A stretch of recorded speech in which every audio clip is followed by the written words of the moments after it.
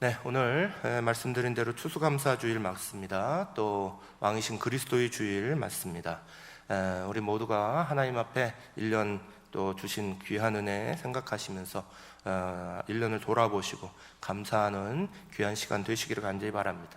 오늘 우리가 읽은 신명기 32장부터 마지막 34장은 모세가 이렇게 광야 길로 이제 인도함을 받고 나와서 그 40년의 시간을 다 보낸 다음에 마지막으로 결론적으로 하나님 앞에 이렇게 감사의 노래를 부르는 장면이 나오는 거예요. 그래서 32장부터 34장은 두 가지로 크게 요약됩니다. 하나는 하나님이 어떠한 분이신가에 대한 것이고, 또 다른 하나는 하나님이 우리의 삶에서 어떻게 행해 주셨는가에 대한 거예요. 그래서 두 가지를 같이 기억하고 하나님의 지키심의 은혜를 바라봐라, 이게 이제 마지막 결론이에요. 오늘 이 32장의 말씀 통하여서 우리도 우리 자신의 모습 속에서 우리를 지키시는 하나님의 은혜 다시 한번 분명하게 돌아보시기를 간절히 바랍니다. 하나님이 우리를 지키셨다 하는 것은 환경이 좋은 환경 되었고 어렵지 않은 환경이었다, 그런 이야기가 아니죠. 어렵고 힘들고 괴로운 그 시간도 언제나 하나님의 지켜주심이 있었다, 이것이 이제 분명한 거예요. 저는 시편 23편 중에서도 시편 23편 4절 말씀을 참 좋아합니다. 내가 사망의 음침한 골짜기로 다닐지라도 해를 두려워하지 않을 것은 주께서 나와 함께 하심이라. 주의 지팡이와 막대기가 나를 안위하시나이다. 아멘. 저는 언제나 사망의 골짜기를 지나갈 때도 그 자리에서 우리를 지키시는 하나님의 은혜 늘 이 말씀 가운데 생각합니다. 우리가 어렵고 힘들었던 2022년의 자리를 쭉 지나오지만 그 속에서도 또 지키시고 함께 하신 하나님, 그리고 그 하나님은 오늘까지도 우리를 지키셨을 뿐만 아니라 앞으로도 여전히 우리를 지켜주실 분이심을 믿으시기를 간절히 축원합니다. 오늘 그 하나님에 대하여서 다시 한번 말씀 나눕니다. 신명기 32장 10절 상반절 말씀 우리 가운데 이렇게 선포하고 계세요. 여호와께서 그를 황무지에서 짐승이 부르짖는 광야에서 만나시고. 아멘. 네, 우리가 먼저 기억하셔야 되는 건 이 광야의 자리를 지나온 모세가 하나님 앞에 노래할 때에 우리가 만났던 그곳은 황무지였다, 또 짐승이 부르짖는 광야였다, 그렇게 얘기하고 있습니다. 환경이 결코 좋지 않은 자리였다는 거예요. 거기에서 음식 구하기도 어려운 자리였고, 낮에는 뜨거운 태양으로 말미암아 일사병 걸리고 폭염으로 넘어지기 쉬운 곳이었고, 밤에는 온도가 뚝 떨어져서 얼어 죽기 좋은 자리였고, 물이 없어서 마실 물 구하는 것이 힘든 자리, 독사와 맹수들이 언제나 공격할 수 있는 그런 환경들이 가득 있었던 자리. 그런데 여러분, 신명기를 비롯한 모세오경의 어디를 보아도 백성들이 하나님이 허락하지 않으시는 이상 굶주려서 죽은 일이 없습니다. 얼어 죽은 일이 없습니다. 일사병으로 쓰러지고 죽은 일이 없습니다. 물이 없어 죽은 일이 없습니다. 광야의 그 어떤 자리에서도 하나님이 허락하지 않으시면 이스라엘 백성들은 그 짐승의 위협 속에서도, 물이 없는 것 속에서도, 그 어떤 뜨거움과 추위 속에서도 결코 굶어 죽지 않았어요. 단 한 명도 그렇게 죽었다고 성경에 기록되어 있지 않습니다. 단지 하나님 말씀에 불순종해서 그들이 쓰러지고 있는 것을 성경은 기록해요. 신명기 32장 21절 상반절이 이렇게 말하는 거죠. 그들이 하나님이 아닌 것으로 내 질투를 일으키며 허무한 것으로 내 진노를 일으켰으니 말씀하시고, 또 연이어 22절에도 이렇게 말씀해요. 그러므로 내 분노의 불이 일어나서 수월의 깊은 곳까지 불사르며 땅과 그 소산을 삼키며 산들의 터도 불타게 하는도다. 아멘. 신명기 32장의 노래는 하나님에 대해서 노래할 때 무엇보다도 먼저 이 열악한 환경이 우리에게 막 주어졌는데 이 열악한 환경 때문에 우리가 죽은 일은 하나도 없다는 거예요.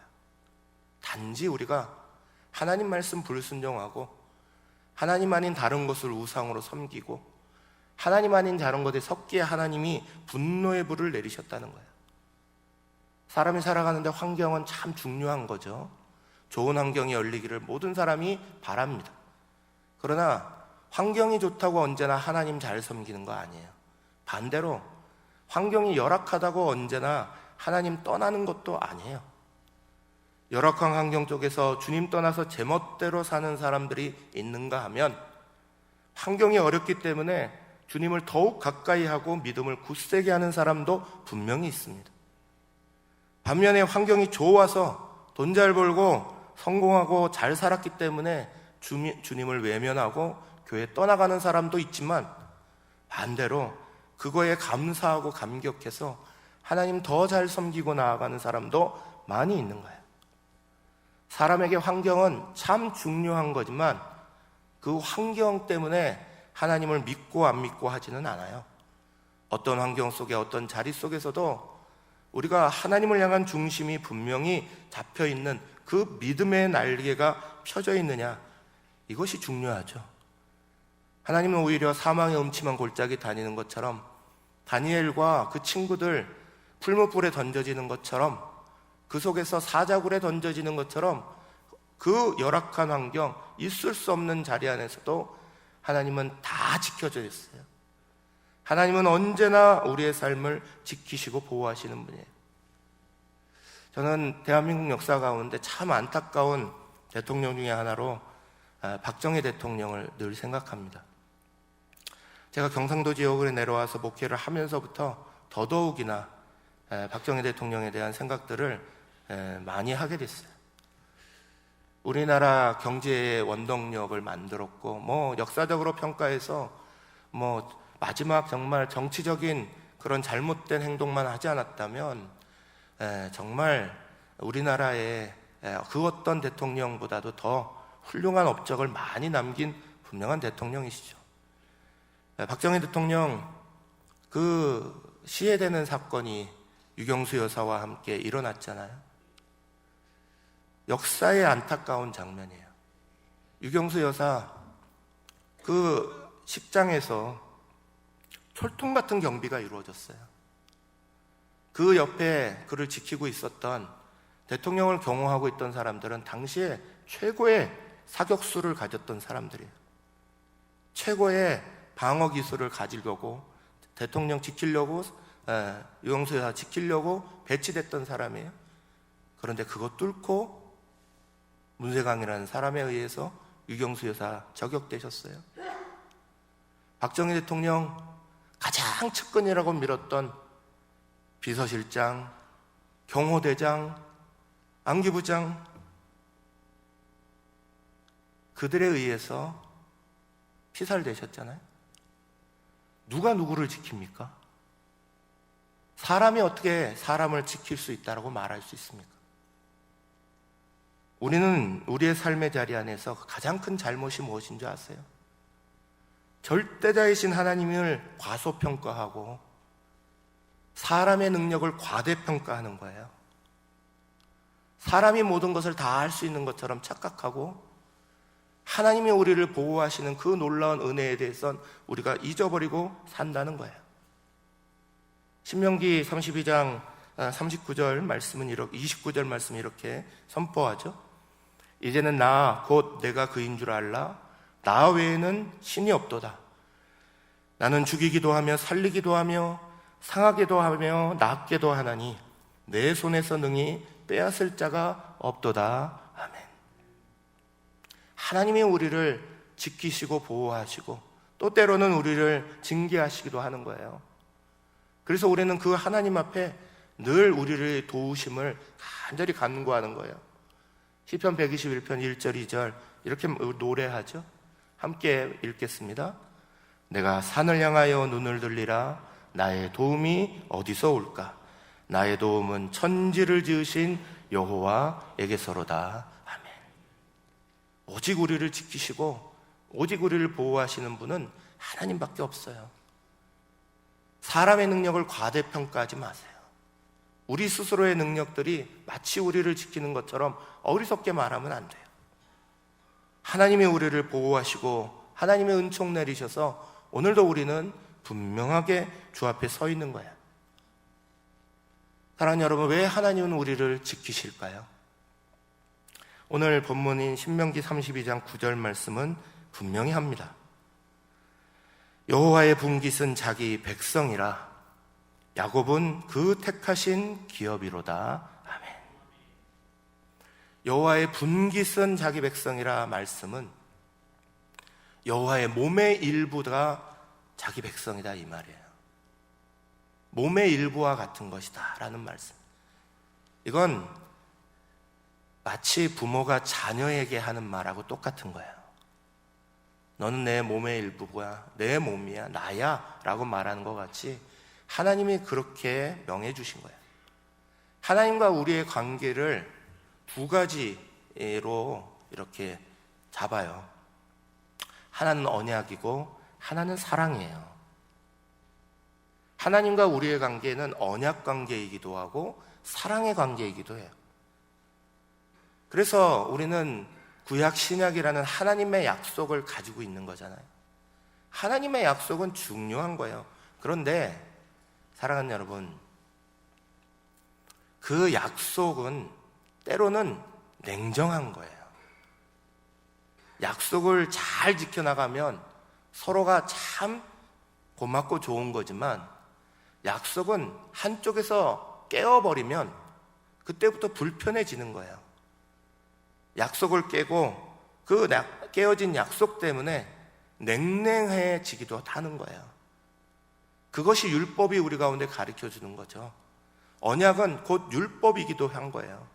그래서 하나님과 우리는 이런 관계야라는 것이 분명하지만 그러나 그 율법, 언약 때문에 하나님과 우리의 관계가 참 힘들고 냉랭해지기도 하는 거예요. 그런데 이 언약보다 더 중요한 것이 사랑이에요. 하나님은 자기 백성으로, 자기 자녀들로 우리를 사랑하신 거예요. 부모가 자녀들이 부모에게 약속을 어기고 잘못하고 그러면 그걸로 끝나나요? 그 약속 어겼다고 다시는 얼굴 안 보나요? 아니죠. 분명히 약속 어긴 것 때문에 때로는 벌 주기도 하고 때로는 잘못됐다 말하기도 해요. 그러나 사랑이 더 큰 거예요.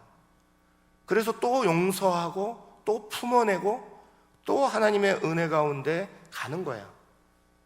하나님이 우리를 지키시는 이유 분명해요. 하나님이 내 몸의 일부가 내 백성들이다 그렇게 말씀하신 거예요. 나는 사랑 때문에 너희를 붙잡고 있다는 거예요. 그 사랑, 큰 사랑으로 다시 우리를 채워주시고 있다는 거예요. 때로 우리가 살아가면서 옳고 그름 자꾸 따집니다. 이것이 옳고 저것이 어떻고.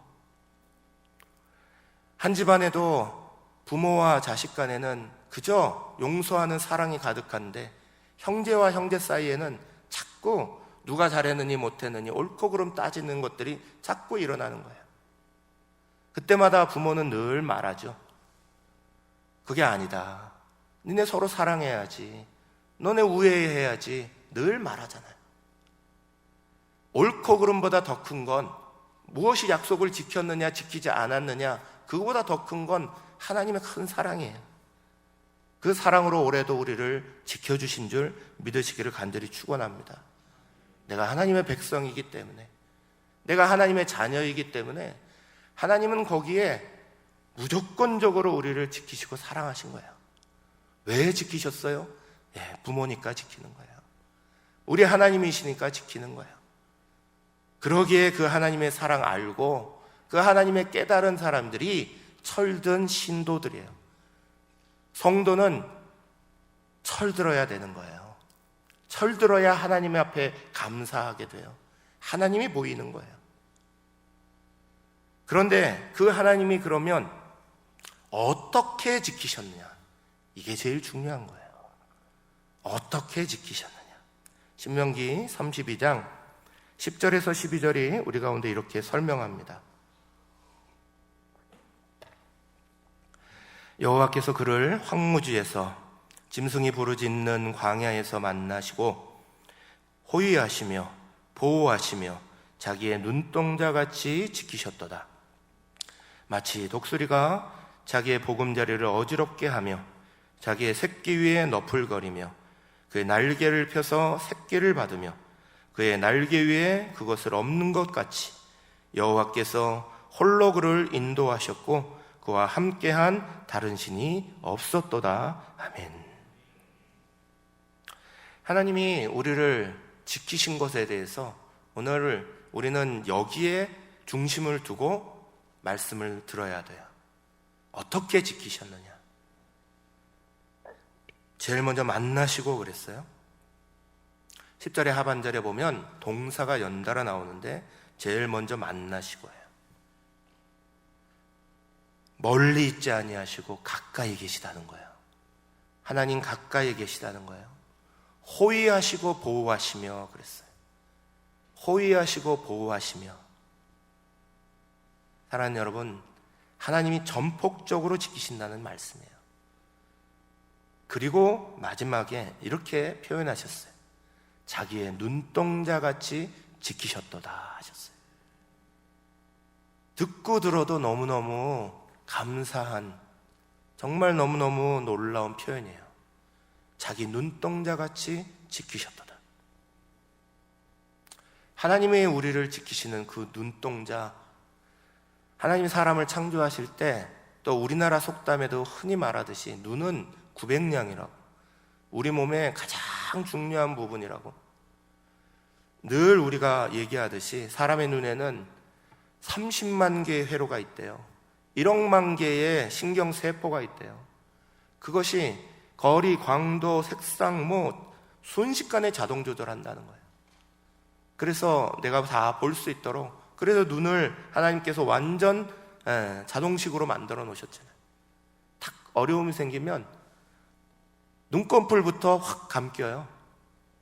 제일 순간적으로 움직인다는 거예요. 사람 몸에서 제일 빠르게 움직이는 거에 신경조직, 두뇌 판단, 그리고 눈꺼풀 움직이는 거래요. 눈동작이라는 거예요. 가장 빠르게 반응한다는 거예요. 말씀하시는 것 같이 하나님이 자기 눈을 보호하시는데 자기 눈동자처럼 우리를 지키셨다는 거예요. 먼 일이 벌어지기만 하면 순간적으로 하나님이 지키신다는 거예요. 하나님 만드신 눈을 가만히 들여다보면 너무 놀라워요. 여러분, 아침에 일어나면 눈꺼풀이 막 생기잖아요. 이 눈꺼풀이 뭔지 아세요? 밤새도록 몸 안에 있는 잘못된 노폐물이 눈에 모이는 것들을 빼내는 거예요. 눈이 뻑뻑해지지 않도록 눈물샘 만들어서 자연스럽게 그를 보호해 주시는 거예요. 사람이 딱 눈 근처에 뭔가 딱 오면, 얼굴에 뭐가 딱 날라오면 손이 시키지도 않는데 자동적으로 눈부터 가리게 되는 거예요. 하나님은 보호의 기능을 엄청나게 눈에 쏟아 놓으셨어요. 가장 튼튼한, 우리의 뼈 중에서 가장 튼튼한 게 두개골이래요. 거기에 구멍 2개를 파서, 그래서 눈을 거기다가 심어 놓으신 거예요. 하나님이 눈동자 지키듯이 우리를 지키셨다, 완벽하게 보호하셨다, 그 말이에요. 가장 적극적으로 보호하셨다는 거예요. 하나님이 우리를 지키시고 보호하심의 은혜가 얼마나 크냐, 이거 자기 눈동자와 같이 지키셨다, 말하면 말할수록 정말 놀랍고, 생각해보면 생각해볼수록 하나님의 우리를 지키심의 은혜가 놀랍다, 적극적이다, 그렇다 생각해요. 그런데 거기에만 머무는 게 아니에요. 하나님의 지키심이 눈동자같이 지키셨다는 건 소극적인 지키심이에요. 보호하셨다는 거예요. 보호하실 때 그렇게 하는 거예요. 그런데 진짜 보호하시는 것은 우리를 지키시는 것은 하나님이 그 다음 적극적으로 우리를 지키셨다는 거예요.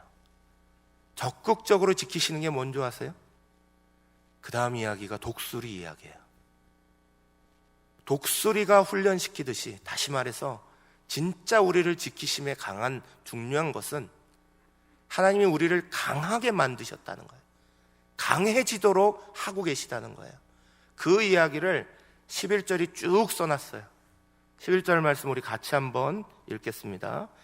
32장 11절입니다. 시작.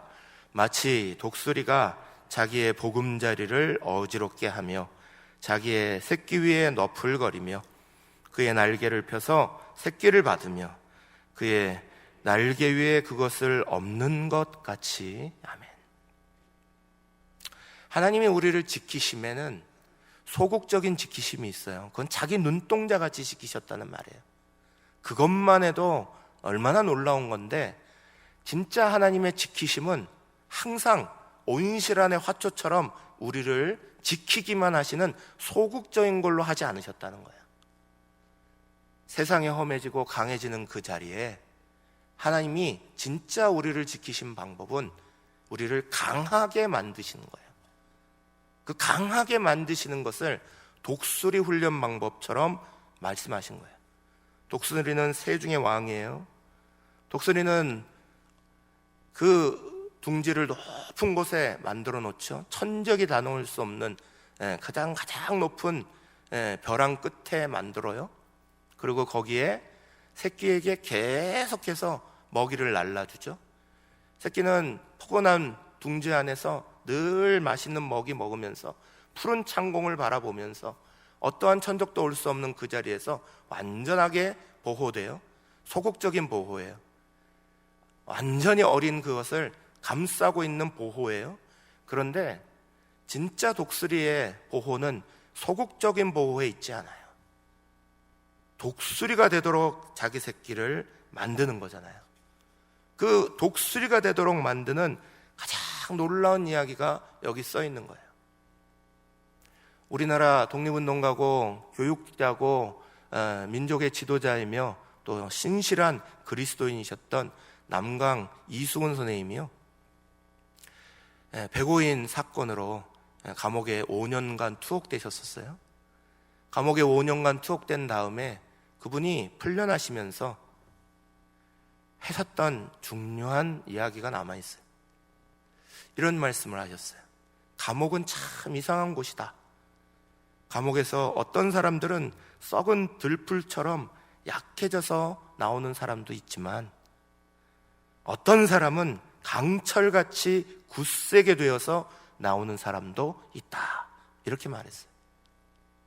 감옥에 갇혔다고 썩은 들풀처럼 변해서 아무것도 못하는 무기력한 사람으로 전락되는 게 아니라 그 감옥의 그 엄중한 것 속에서 오히려 더 굳세어져서 밖으로 나왔다 하는 것을 표현하신 거죠. 하나님은 진짜 우리를 지키심이 독수리가 훈련시키듯이 어렵고 힘든 상황에 강하게 부딪혀낼 수 있도록 만드시는 거예요. 그 가장 첫 자리가 뭔지 아세요? 보금자리를 어지럽히고요. 보금자리를 어지럽히고. 이 독수리의 둥지가 펀하게 만들어집니다. 가장 부드러운 날개털로 쫙 만든대요.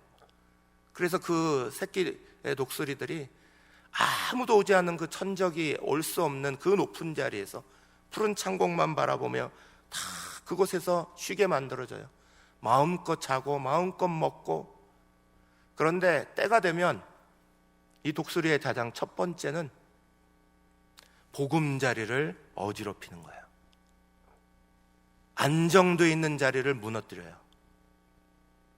자기 새끼들이 그 포근한 자리에서 나오려고 하겠어요? 안 나와요.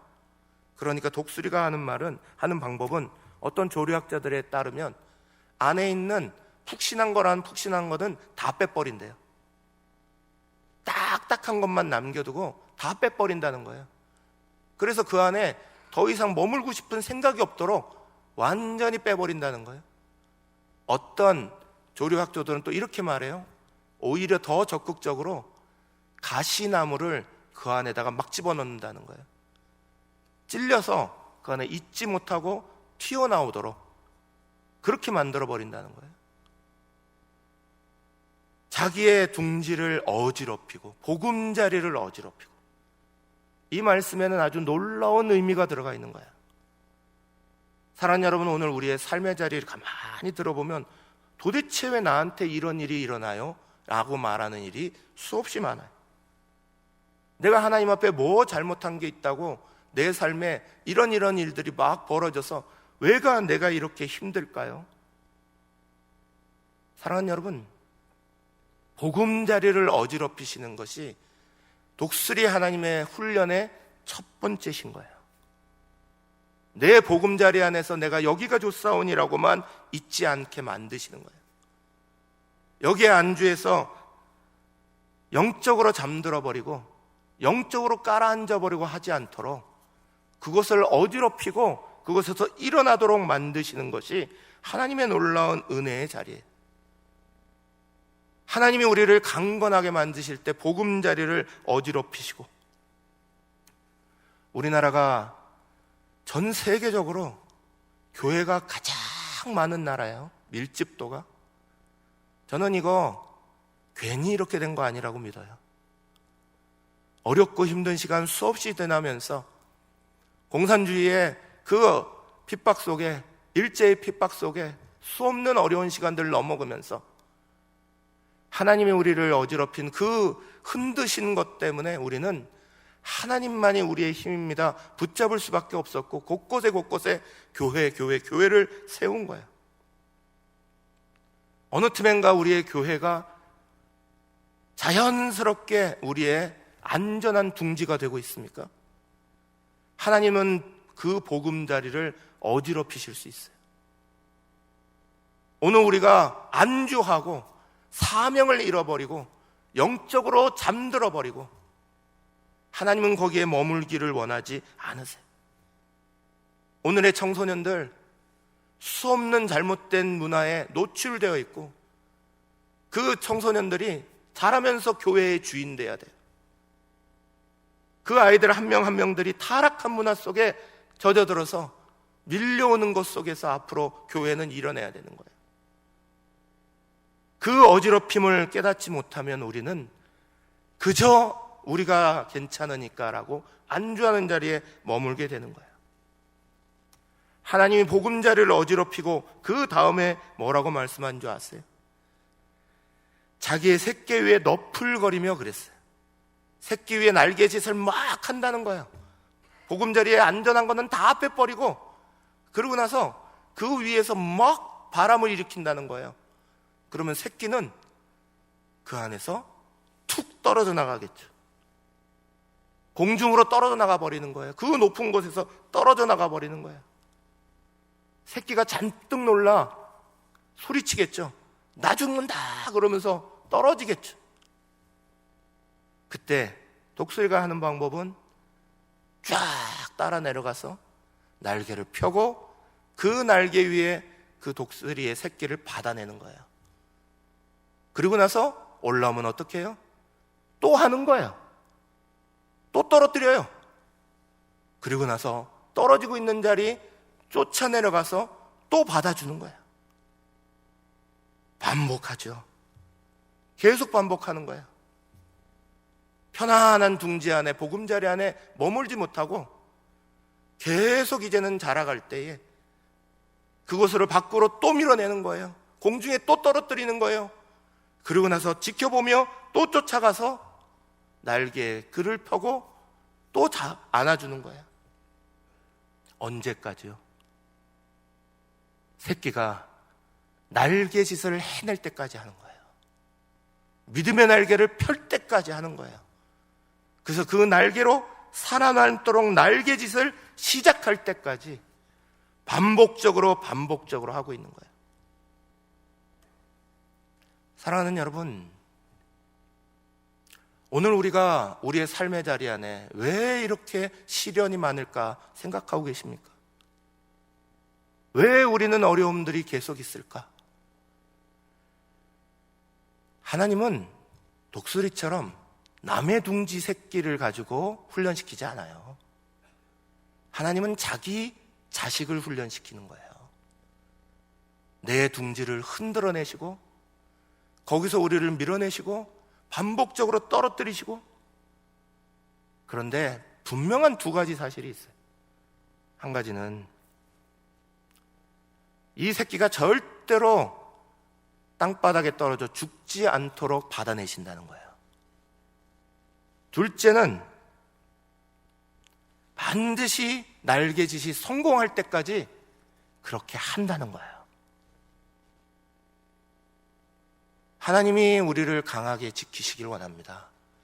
세상 가운데서 우리를 정말 지켜내시는 가장 중요한 방법은 소극적으로 온실 안에 가둬놓으시는 게 아니에요.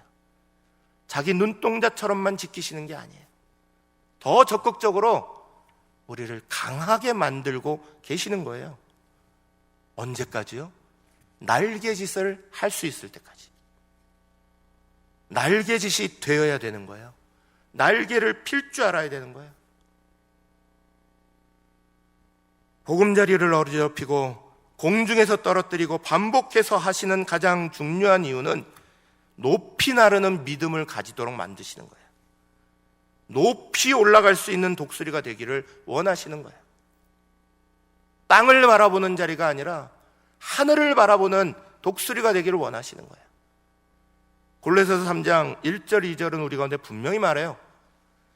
그러므로 너희가 그리스도와 함께 다시 살리심을 받았으면 위의 것을 찾으라. 거기는 그리스도께서 하나님 우편에 앉아 계시느니라.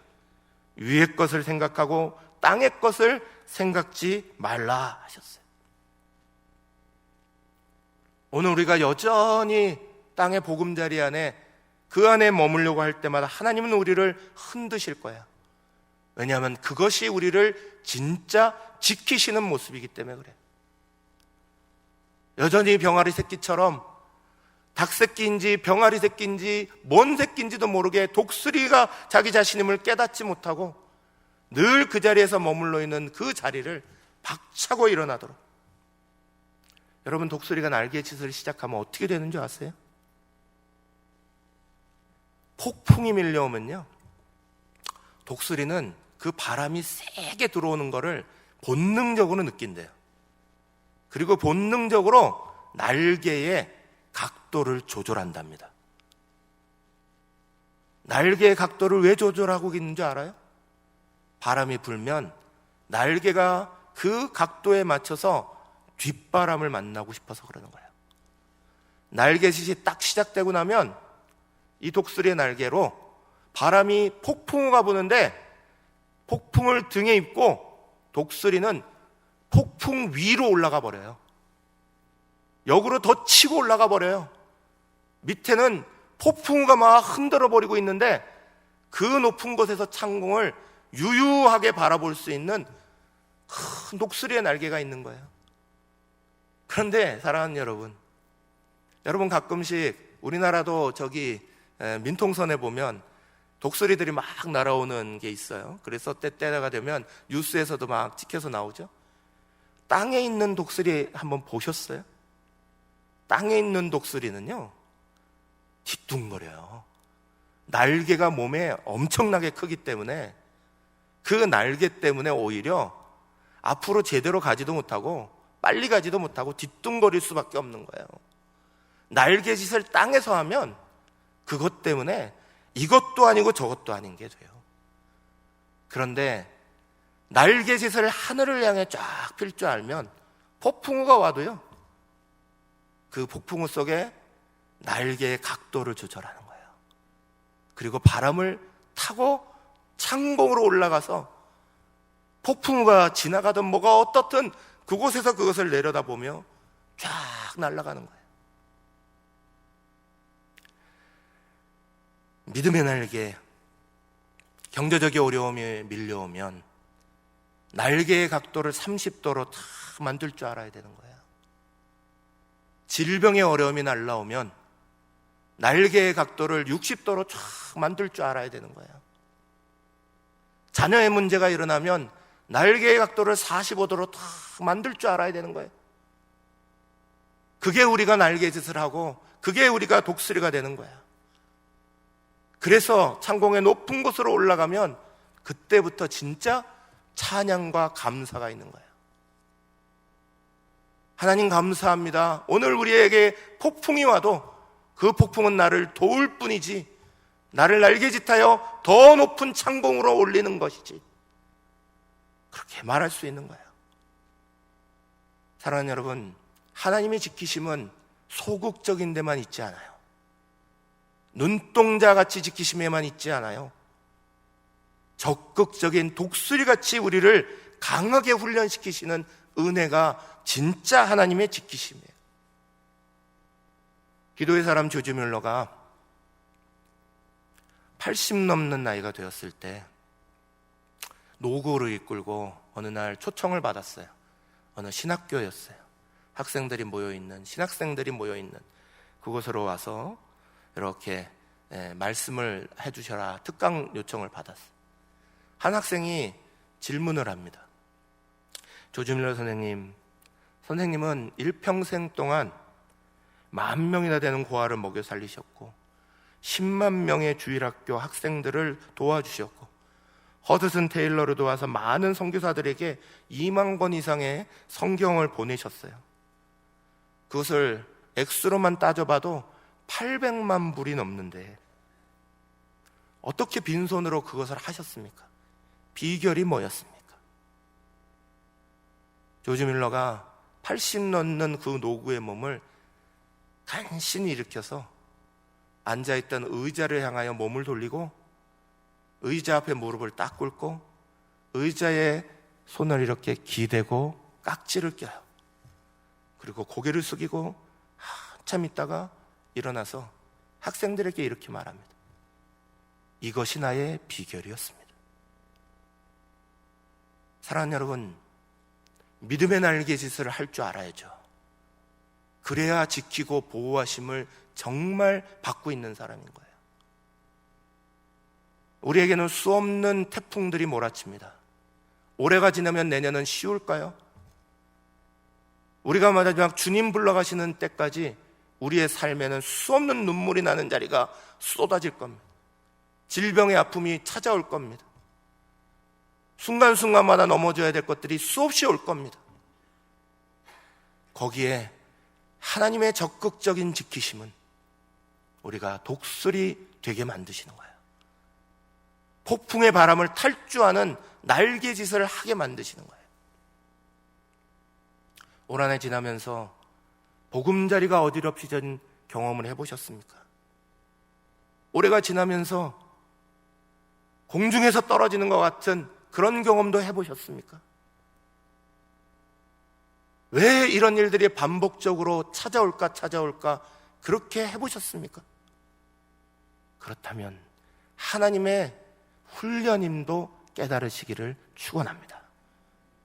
하나님이 자기 백성으로 삼으신 이를 사랑하시기에 강건하게 만드실 줄 믿으시고 그것이 우리의 찬양과 노래가 될 때까지 하박국이 노래한 것처럼 나는 무화과 나무가 없고 밭에 곡식이 없으며 우리의 소가 없을지라도 오직 여호와로 말미암아 찬양합니다. 여호와로 말미암아 노래합니다. 그것이 우리의 감사고 노래가 되는 그 높은 창공으로 올라가는 믿음의 날개짓이 일어날 때까지 사랑하는 여러분, 하나님이 지키심을 분명히 믿으시고 그 안에 강건하시기를 축원합니다.